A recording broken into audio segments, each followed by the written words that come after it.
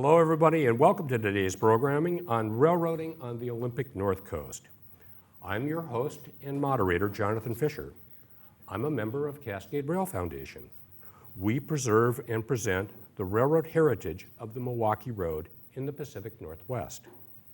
CRF is commonly associated with the Palouse to Cascades Trail, which extends from the ghost town of Moncton, Washington, in eastern King County to the Idaho border. We have 4 presentations today. First, local historian Steve Hauff describes the history of railroading on the Olympic North Coast. Next, retired Milwaukee Road employee Alan Miller will be joining us to explain what railroading was like in Port Angeles in the 1970s, mid-1970s. Then we're going to take a little break for lunch. We'll get started again about 1:10. After lunch, we'll have a presentation on the restoration of Willamette Locomotive number 4.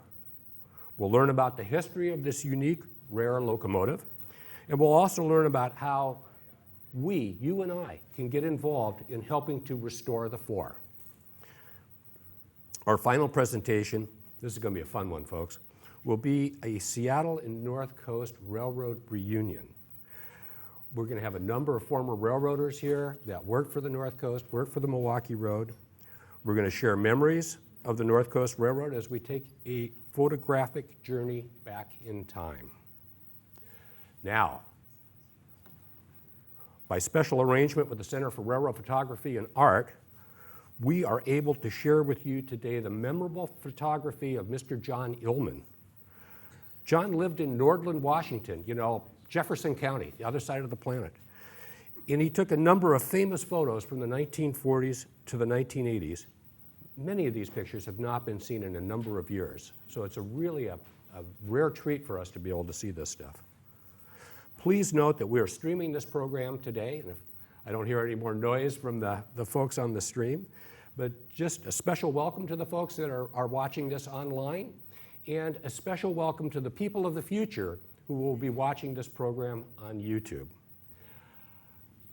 We wouldn't be able to have an event like this without the thanks and the cooperation and the help of the Dungeness River Nature Center.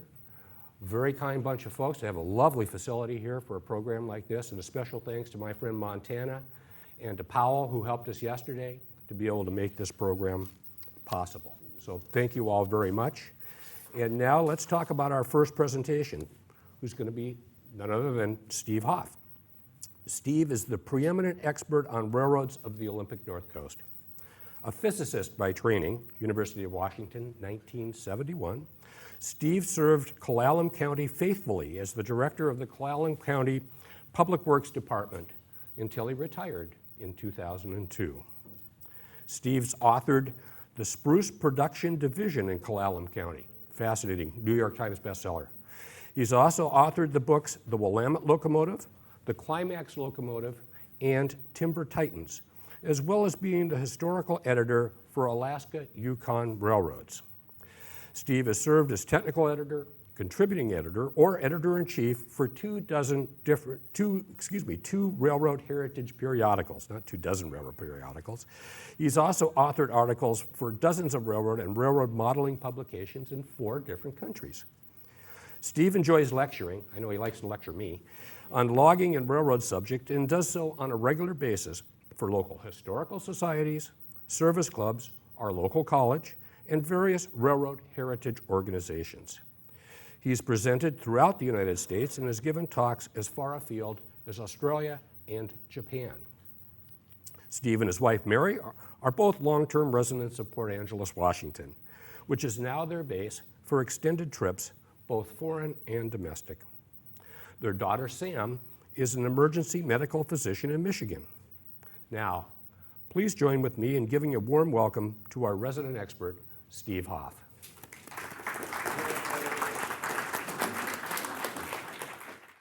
Today we're going to talk a little bit about the history of railroads on the Olympic Peninsula, on the North Olympic Peninsula, because when we talk about the Olympic Peninsula as a whole, we're talking about 10,000 or so square miles, and we're only going to be dealing with a small chunk of it here in Clallam and Jefferson County.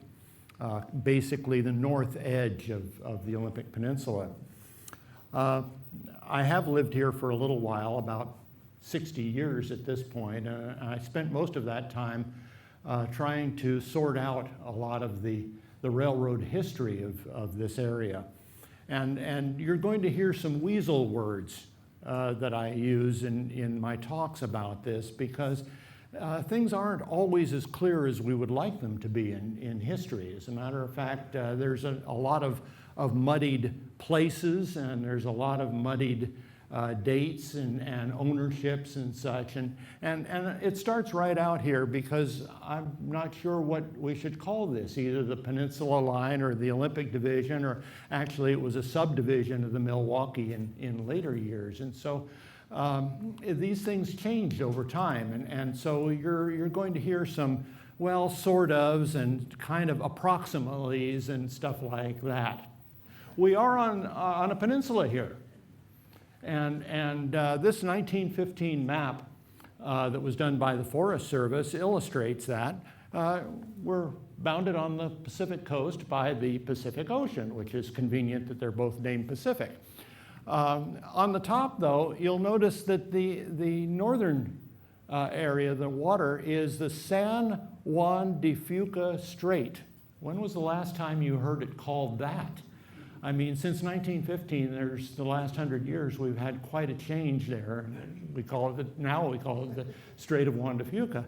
On the east side here, we're bounded by a canal.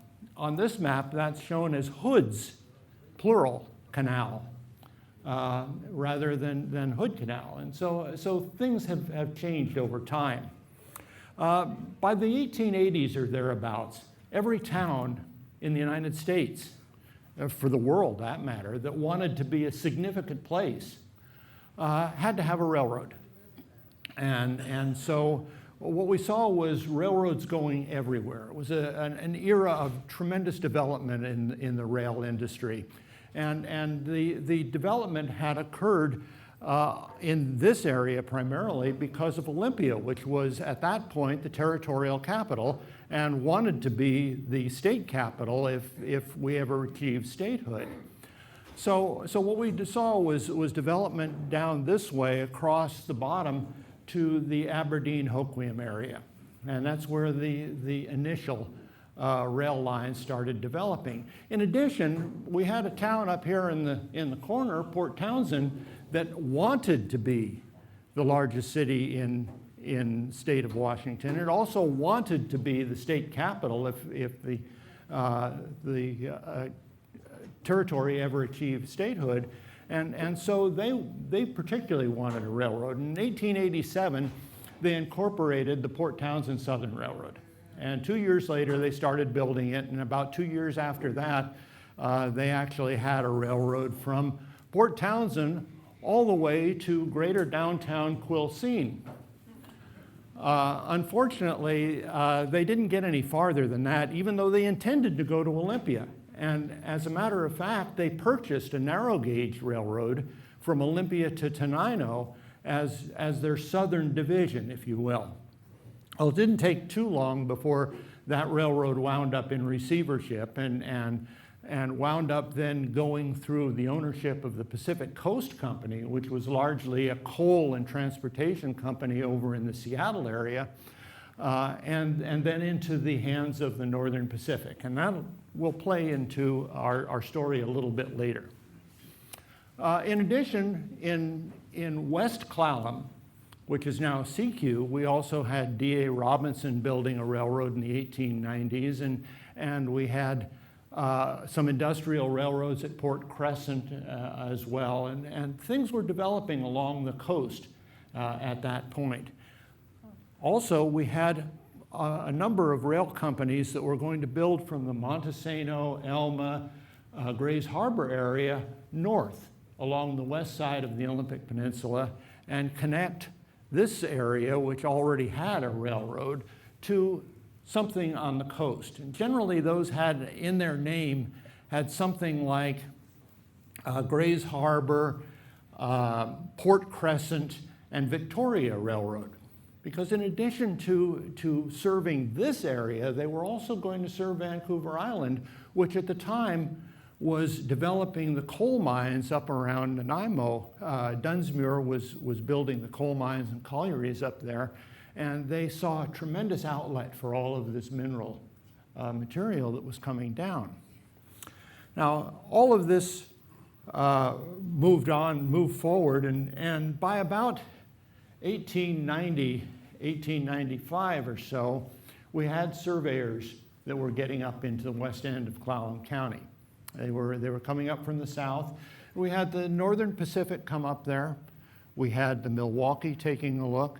We had the Oregon-Washington Railroad and Navigation Company, which was the Union Pacific, all sent survey crews up there, and in many cases, they bought strategic pieces of property that they considered were going to be important when they actually built their railroad coming up from the south.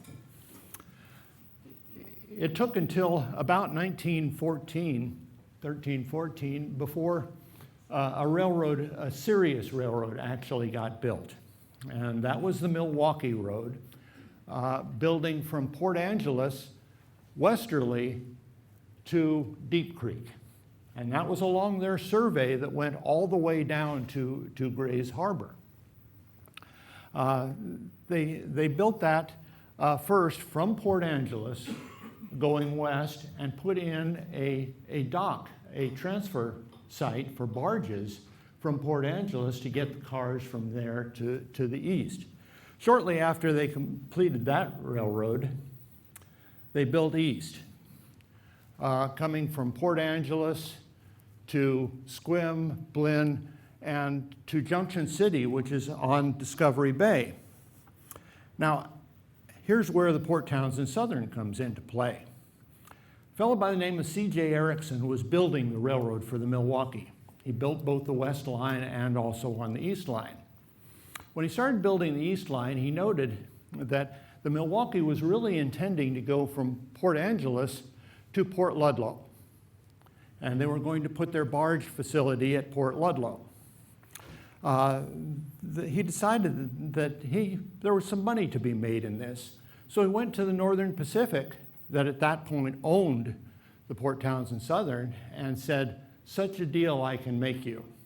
I would like to lease your railroad for 25 years. And he did so, renaming it the Port Townsend and Puget Sound Railroad. He then turned around to his employer, the Milwaukee Road, and said, "Such a deal I can make you. I'm going to sell you trackage rights from Discovery Junction, right here, all the way into Port Townsend, and you can build your barge facility in Port Townsend and save all of the money of building across the hills here from Junction City to Port Ludlow." In doing that, he made some money off the whole thing. The Milwaukee saved some money off of the whole thing, and we wound up with a railroad that went from, at this point, Deep Creek in the west end to Port Townsend. One might ask the question is, why in the devil did the Milwaukee build a railroad that went from nowhere to kind of nowhere, and it was about 100 miles long? And what in heaven's name made them think that this was actually valuable? Well, there's actually 3 reasons, and I'll give you all of them right here.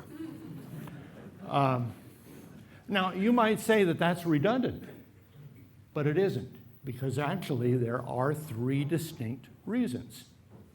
The first reason was timber.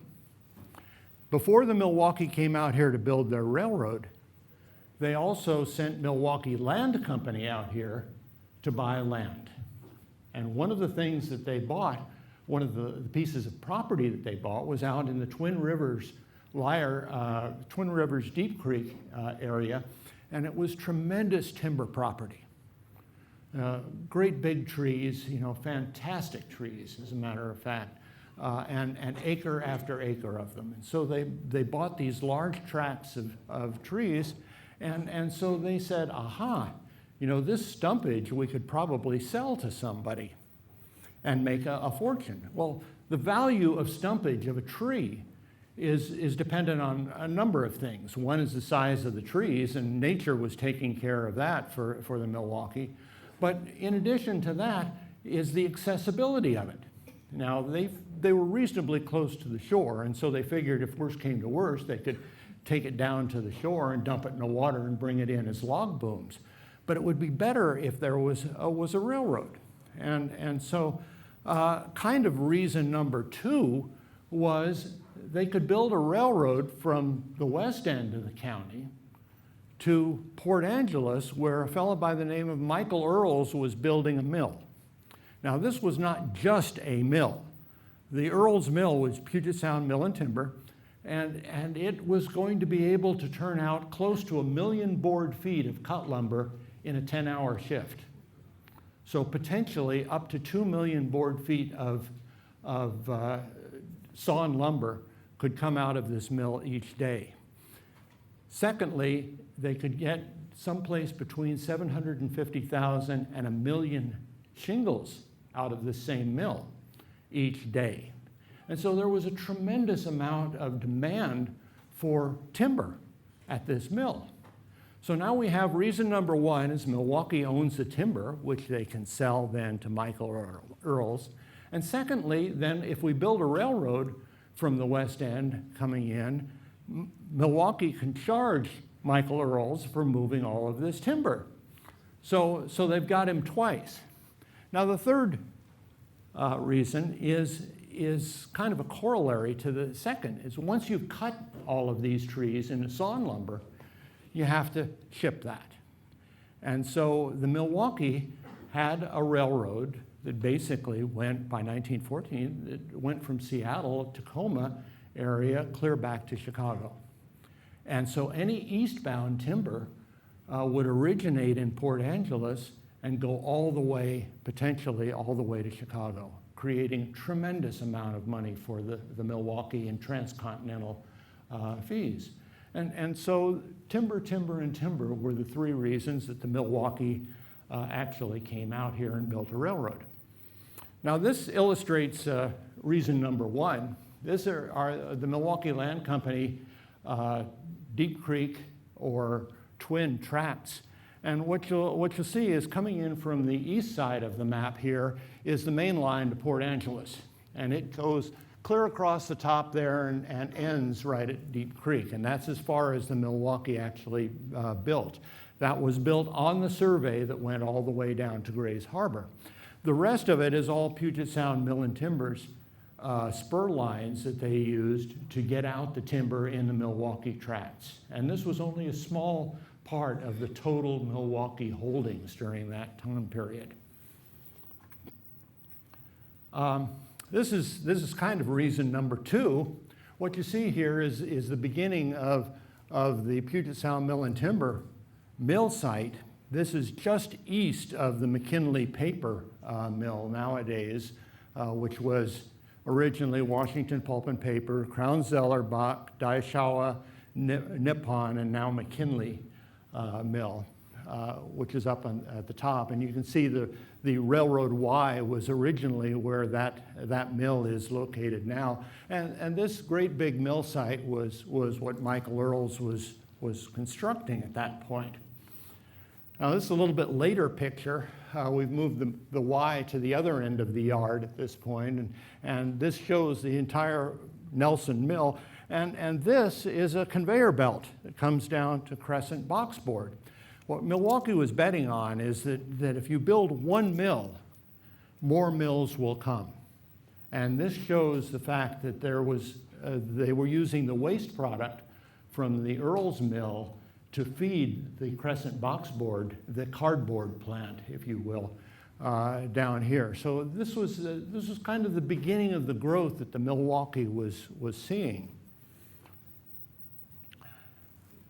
Their connection to the outside world, this right here is where the boat basin is, in Port Angeles now, the small boat basin, and the railroad ran just along the east side of it, about where Marine Drive is. It was just on the west side of Marine Drive. And you see it clear up here at the top is the transfer bridge, and that's where the original barge site was located at the basically at the base of the Port of Port Angeles dock. One of the problems with having a barge site here was that once you go around Point Wilson down at Port Townsend, the character of the water changes significantly. And for the most part, the barges that the Milwaukee had originally were inland barges, where you didn't have to worry about the big rollers and stuff that came in off the Pacific. Once you get around Point Wilson, things get pretty rough. And so you really had to have a different character of barge, one that was slightly larger and capable of deep water hauls. The other problem was that at this point, the Milwaukee really only had one tug, suitably named the Milwaukee, and they had a lot of barge areas to service.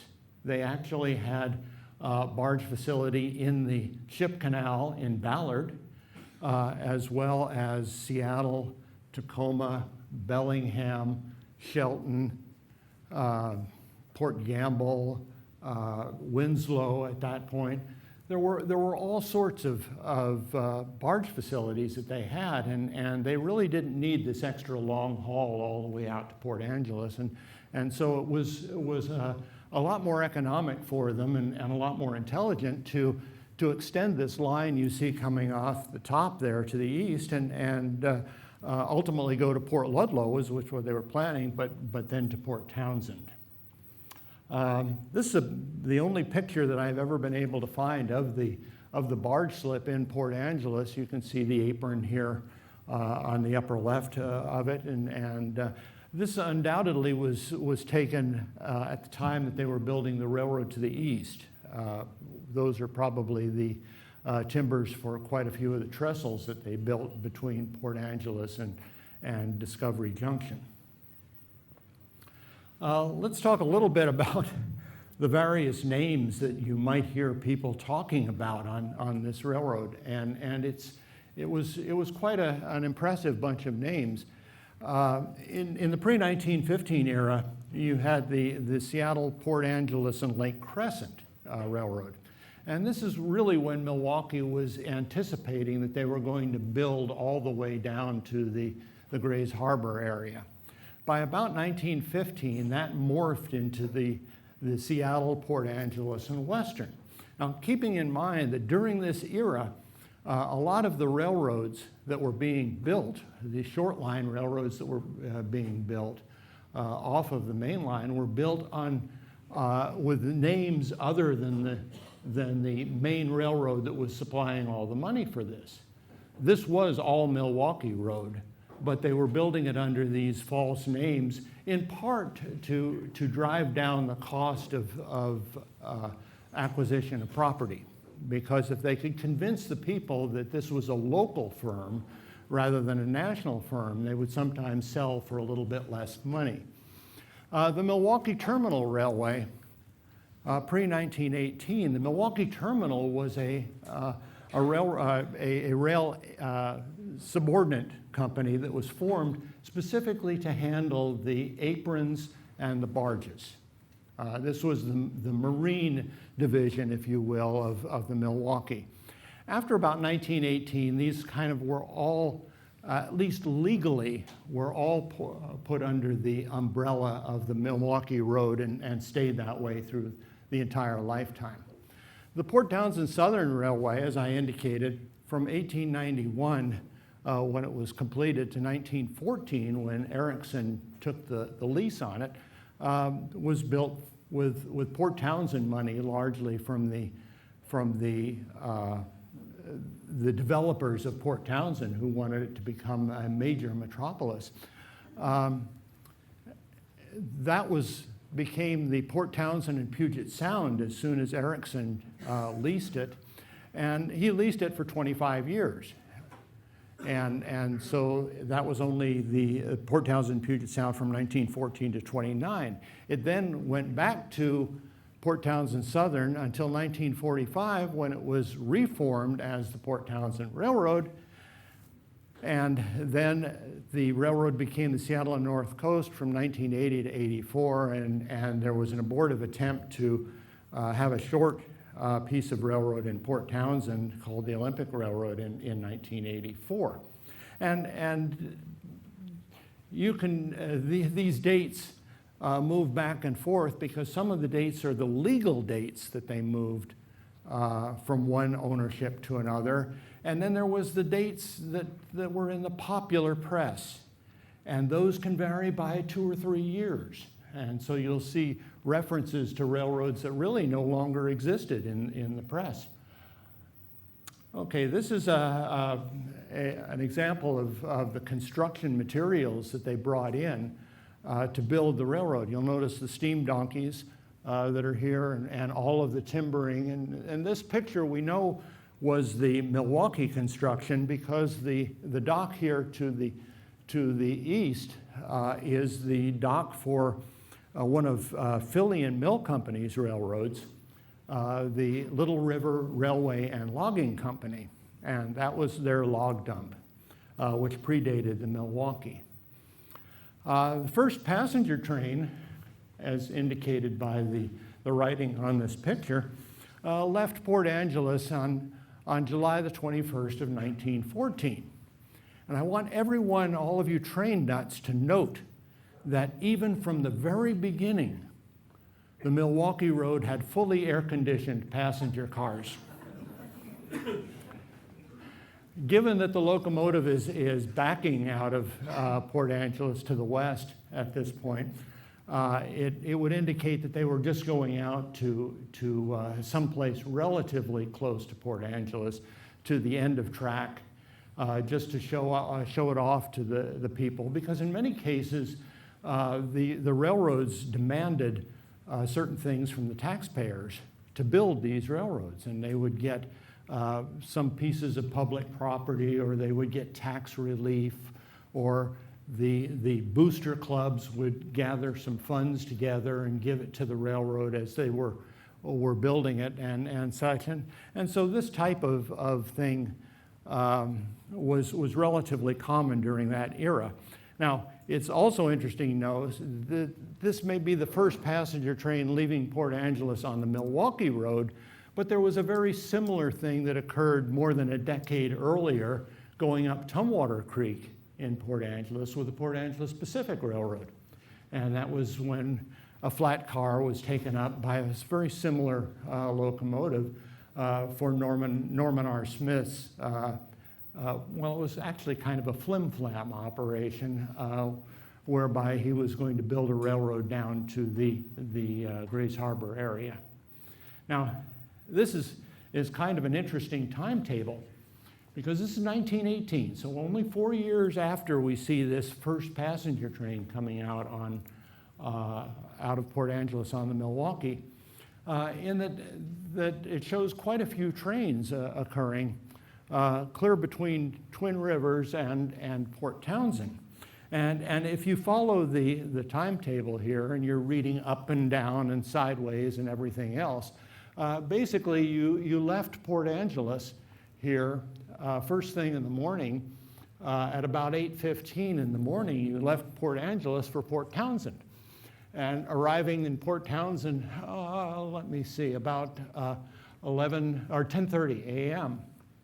10 minutes later, you'll notice at 10:40, you left Port Townsend and ran all the way out to Twin Rivers, arriving there at 2:05 in the afternoon. You waited at Twin Rivers for a little while, and at 4 o'clock you departed Twin Rivers for Port Angeles and Port Townsend again, arriving in Port Townsend at about 7:40 in the evening, hopping on the train again headed westbound at 7:50 and getting into Port Angeles just after 10. So there were 4 trains a day, 2 in each direction, between Port Angeles and Port Townsend. And if you were only going from Port Townsend out to Discovery Bay, there were 2 more that went on the Port Townsend and Puget Sound. So there was quite a bit of train traffic. Additionally, you'll notice that there's 4 freight trains a day between Port Angeles and Twin Rivers. And those were the log trains that were running back and forth from Puget Sound Mill and Timber, their timber holdings in the west end, to the mill in Port Angeles. There was also a way freight that was daily that ran between Port Angeles and Port Townsend. So this trackage was quite well utilized in the teens, and the passenger trains were continued on the line until the early 1930s. Now the passenger trains looked something like this, and with a few exceptions, this was the standard consist that you saw from Port Angeles to Port Townsend and out to Twin and back. Locomotive, a baggage railway post office car was pretty typical on the train, and then 2 coaches. And if you read the contemporary reports in the newspaper, one of the coaches was the loggers' coach, and the second one was the ladies' coach. Apparently there was a lot of spitting and cussing in the loggers' coach that was unacceptable for the ladies of the period, and so you will almost always, in almost all the pictures of passenger trains on the line, you will see this 3-car consist.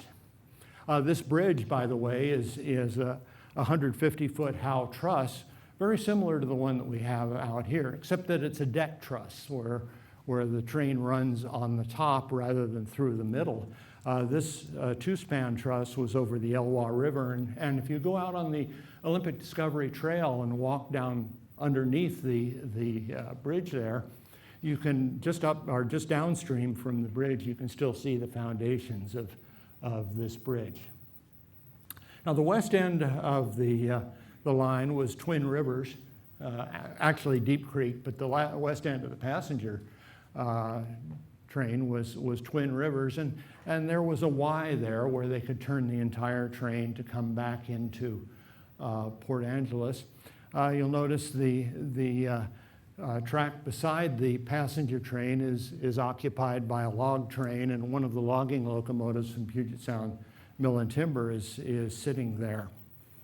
The station at Twin Rivers was somewhat informal. Actually, there's a picture of the post office out there, and the post office is about half the size of this. So Twin Rivers was not the center of the universe, but there were over 500 people that actually lived in the camp at Twin Rivers, working for both Puget Sound Mill and Timber and Irving Hartley Logging Company. And you were serving 1 arrival and 1 departure a day out of this.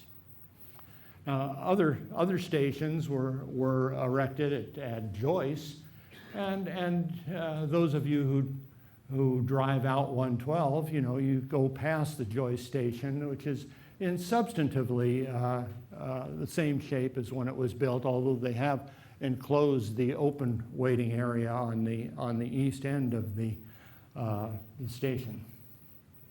The station itself was a log station and was fully manned. It's an interesting photograph that was taken probably around 1916 or 17, I'm guessing. When you take a look at this photograph, you have the Milwaukee station here with a very long passing track. This was one of the points at which both the freight trains and passenger trains could pass each other. Here we have a mill.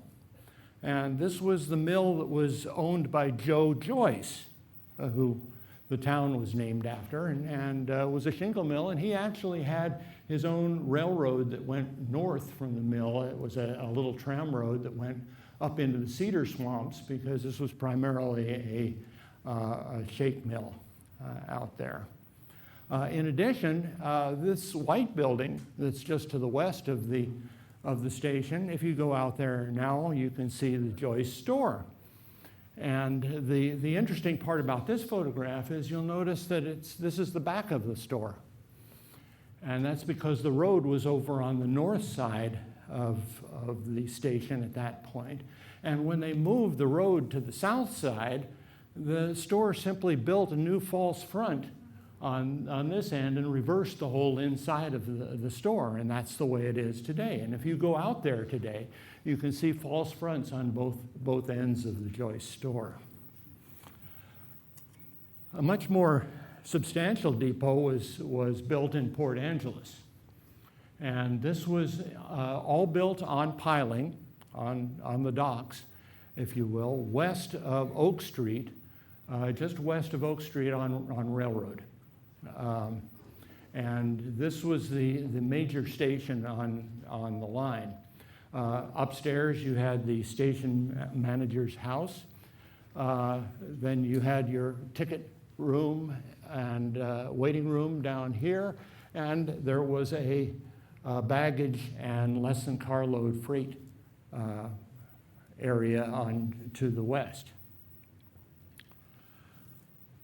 This is another view of the station. You'll notice in the previous picture it said Seattle, Port Angeles, and Western Railroad on the big sign that was over the baggage area.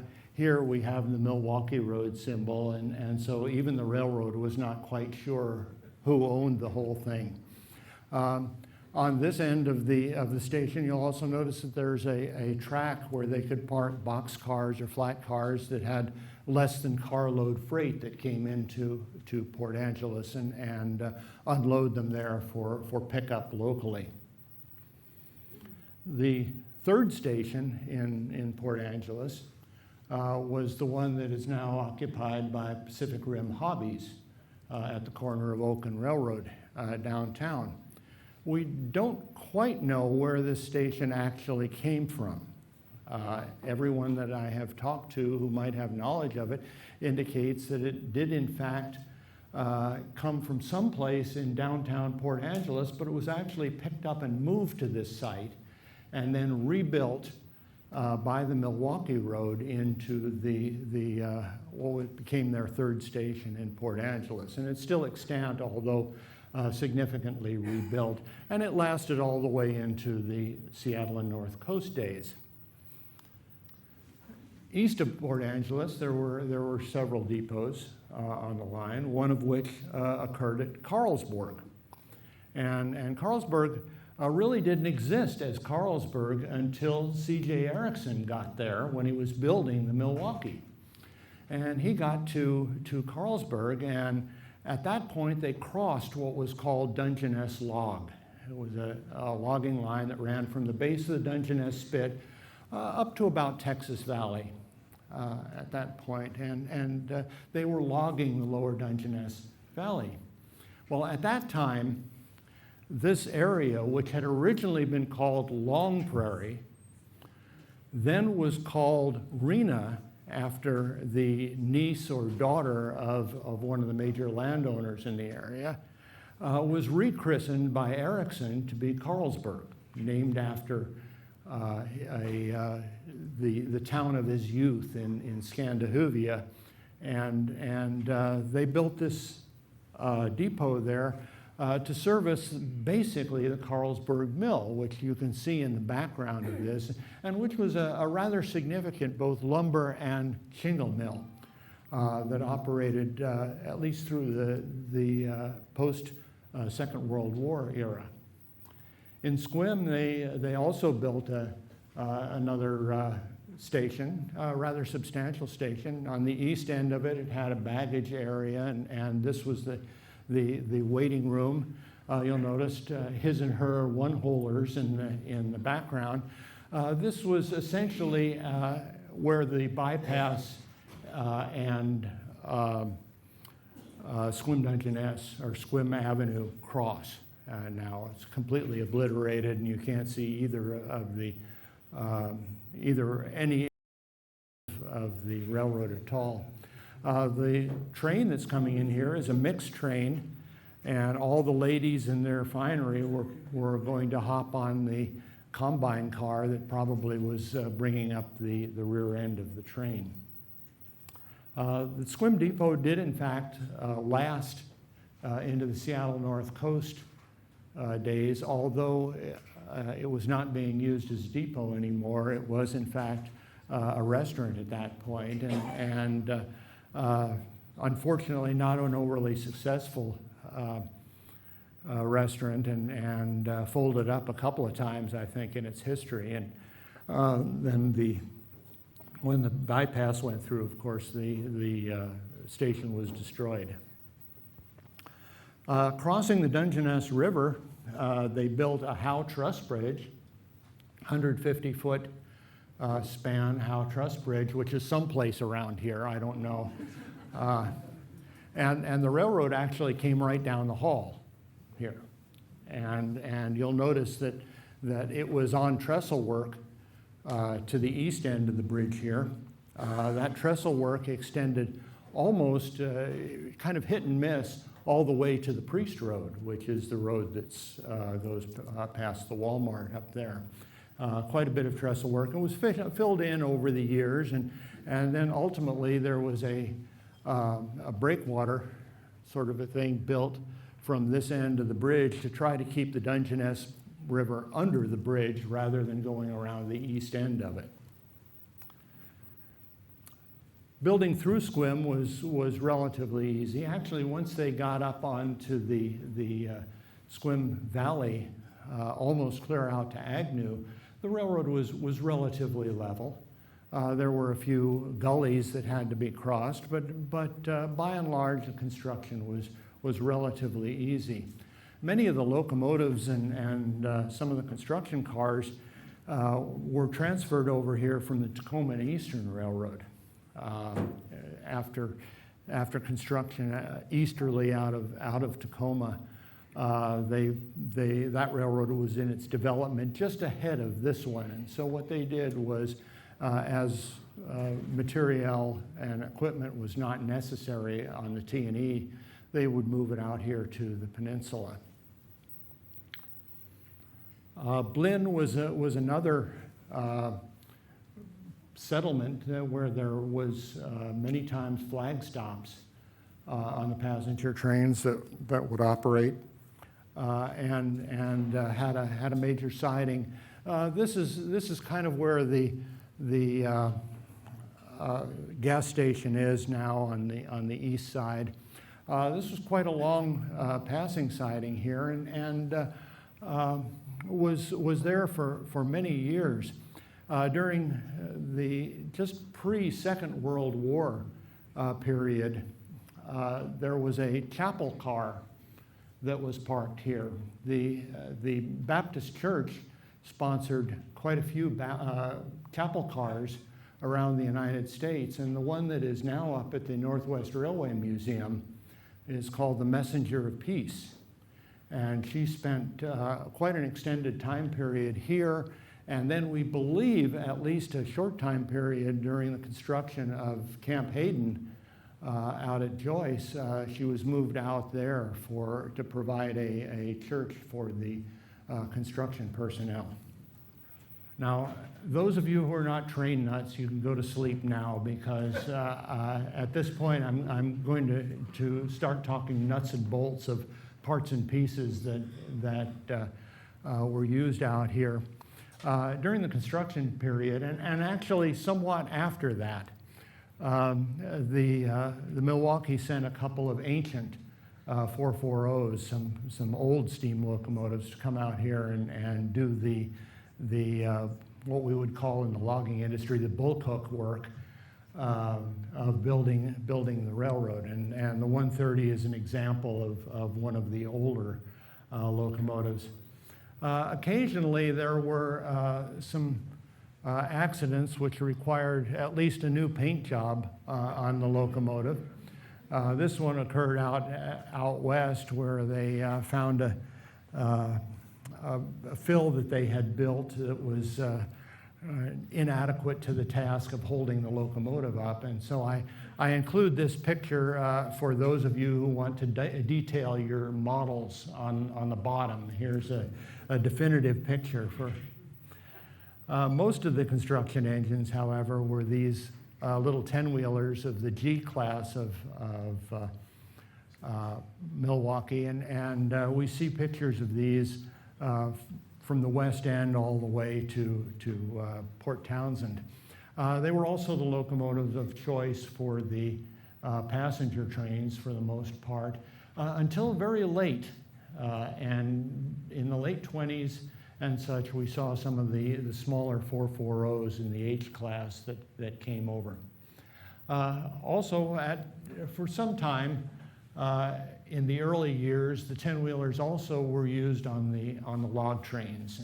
And here you'll see a picture of the log dump, probably the log dump that was immediately east of the McKinley paper mill now. And that's where they would have dumped the logs for the Puget Sound Mill and Timber. In later years, the Milwaukee sent a series of consolidations, 280s, out to this area. And here, again, we have at the log dump near McKinley Paper, one of the consolidations dumping logs. In addition to the Milwaukee Road motive power on the railroad, we also saw some switching that was done by the Port Angeles Western locomotives. Here's one of the Port Angeles Western 282s that is running back from probably the Rayonier Mill at this point to the yard in Port Angeles with one of the chemical cars and probably a loaded box car coming with chemical cellulose. For you nautical types, that is the Campbell, Coast Guard cutter Campbell, W32, and she spent many years. It was one of the, from a technical standpoint, it was one of the Treasury class cutters, 327s, if you're interested in its length. When the diesel era occurred, we saw typically 6-axle units came out here. The SD7s, SD9s, and SD10s. Here we have an SD9, the 502 in the lead with an SD10 behind it. I like this picture not so much for the diesels, but look back here at this car. Now, that car was still on the tracks. It was just that the tracks were kind of tilted. And on Blinn Hill there, this is the deterioration of the railroad in the later years is what led to this. But as long as they stayed on the tracks, that was good enough for the Milwaukee at this point. The switch engine services on the Milwaukee were accomplished with a couple of SWs. This SW 1200 did most of the work in Port Angeles and then Port Townsend for a while. On the Port Townsend Railroad, they had this little center cab unit that switched the mill over there and for a while would switch all the way to Tukey's, which is a mill that is a little bit farther south on the Quimper Peninsula. Periodically, the Port Townsend Railroad would send their one and only locomotive to Port Angeles if it required some minor service, and servicing could be done in Port Angeles. Many pictures there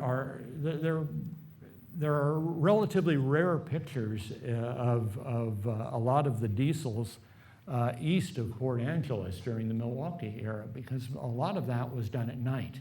They would typically leave Port Angeles in the late afternoon and run down to Port Townsend at night. And so about the farthest east that we have really good coverage of is Agnew. And this is greater downtown Agnew with an eastbound train. Another switcher that they had out here was the 869. It was an SW1, I believe, built in the late 1930s.